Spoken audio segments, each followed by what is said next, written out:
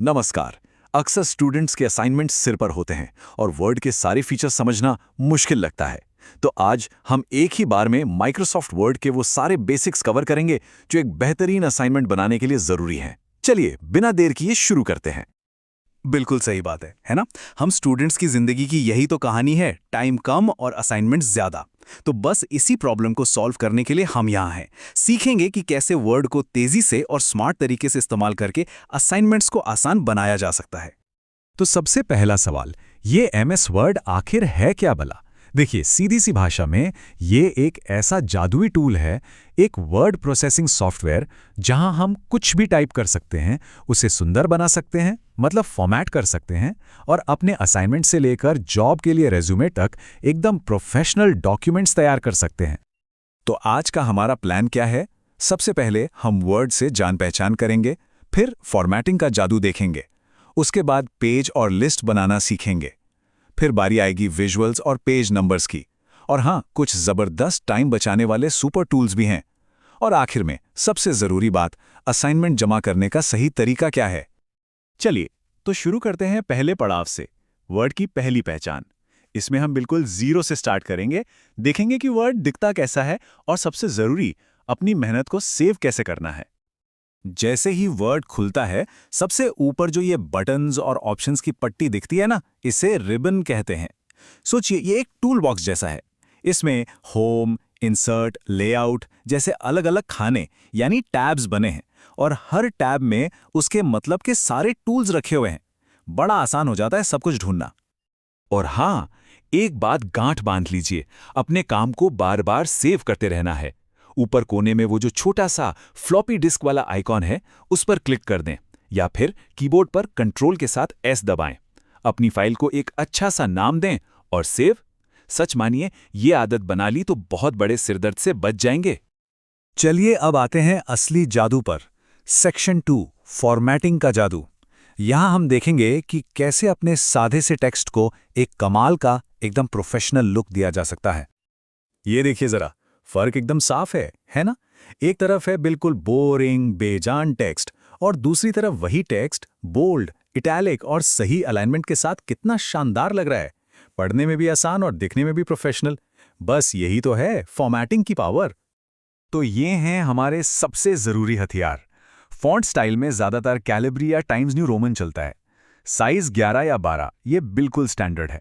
जहां जोर देना हो वहां बोल्ड या इटैलिक का इस्तेमाल करें। और हाँ, असाइनमेंट्स के लिए जस्टिफाई अलाइनमेंट चुनें। इससे दोनों किनारे एकदम बराबर दिखते हैं। और लाइनों के बीच में 1.5 या 2.0 की स्पेसिंग देना मत भूलना। ज्यादातर प्रोफेसर्स को यही पसंद आता है। अच्छा, टेक्स्ट को सुंदर तो बना लिया, लेकिन डॉक्यूमेंट का पूरा ढांचा भी तो सही होना चाहिए। तो अब आते हैं सेक्शन 3 पर, पेज और लिस्ट्स बनाना। इसमें हम सीखेंगे कि अपने पेज को और अपनी जानकारी को सही तरीके से कैसे ऑर्गेनाइज करें। ज्यादातर असाइनमेंट्स के लिए ये सेटिंग्स एकदम परफेक्ट हैं। पेज का साइज हमेशा A4 रखना है। ओरिएंटेशन पोर्ट्रेट मतलब लंबा वाला पेज। मार्जिन नॉर्मल पर ही रहने दें, और लाइन स्पेसिंग जैसा हमने पहले भी बात की 1.5 या 2.0। ये सारी सेटिंग्स आराम से लेआउट टैब में मिल जाएंगी। अब एक छोटी सी पर बहुत काम की बात, बुलेट्स और नंबरिंग कब इस्तेमाल करनी है। देखिए, जब सिर्फ कुछ पॉइंट्स बताने हो जिनका कोई क्रम ना हो, तो बुलेट्स का इस्तेमाल करें। और जब किसी प्रोसेस के स्टेप्स बताने हो, पहला स्टेप, दूसरा स्टेप, तब नंबरिंग का इस्तेमाल करें। इससे सब कुछ एकदम क्लियर और ऑर्गेनाइज लगता है। सिर्फ लिखावट ही सब कुछ नहीं होती है ना, एक बढ़िया असाइनमेंट में थोड़ा विजुअल तड़का भी होना चाहिए।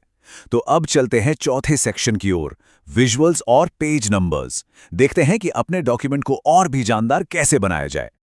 वर्ड का जो इंसर्ट टैब है ना, वो एक खजाने जैसा है। इसमें क्या क्या नहीं है। जरूरत पड़ने पर तस्वीरें डाल सकते हैं, कोई डेटा दिखाना है तो टेबल बना सकते हैं, डायग्राम बनाने के लिए शेप्स और स्मार्ट आर्ट का इस्तेमाल कर सकते हैं, और हाँ, नाम और रोल नंबर के लिए हेडर फुटर और ऑटोमेटिक पेज नंबर्स, ये सभी यहीं से होता है। हेडर और फुटर तो असाइनमेंट्स के लिए समझो वरदान है।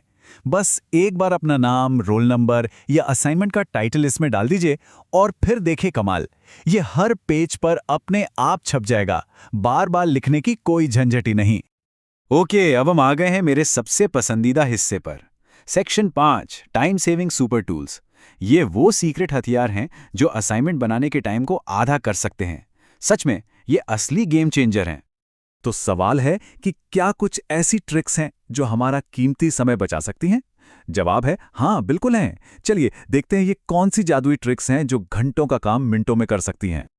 और ये है सबसे बड़ा हैक, ऑटोमेटिक इंडेक्स। जब भी कोई मेन टाइटल लिखें तो उसे हेडिंग 1 स्टाइल दे दें और जो उसके अंदर के सब टाइटल हैं उन्हें हेडिंग 2 स्टाइल दें। बस इतना कर लीजिए। फिर रेफरेंसेस टैब में जाकर टेबल ऑफ कंटेंट्स पर एक क्लिक और बूम, आपकी पूरी की पूरी इंडेक्स 1 सेकंड में तैयार।